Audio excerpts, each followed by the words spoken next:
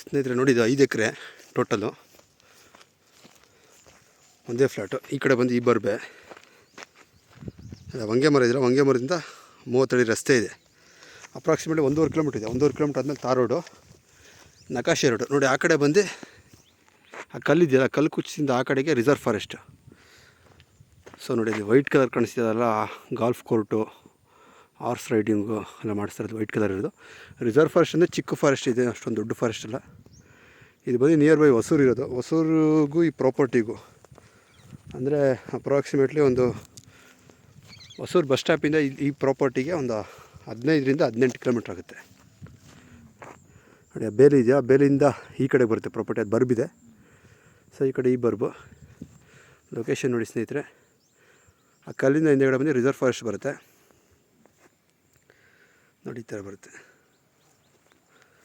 ಆ ಕಡೆ 30 ಅಡಿ ರಸ್ತೆ ಇದೆ. ಇಂದ ಒಂದು ನೋಡಿ ಟವರ್ ಇದೆಯಲ್ಲ, ಟವರಿಂದ ಆ ಕಡೆಗೆ ಒಂದು ಅರ್ಧ ಕಿಲೋಮೀಟ್ರು ಆದಮೇಲೆ ನಿಮಗೆ ಹೊಸೂರು ರೋಡ್ ಇದೆ. ಸೊ ಅಲ್ಲಿಂದ ಅಪ್ರಾಕ್ಸಿಮೇಟ್ಲಿ ನಿಮಗೊಂದು 15 kilometre Hosur bus stop. Location ನೋಡಿ ಸ್ನೇಹಿತರೆ.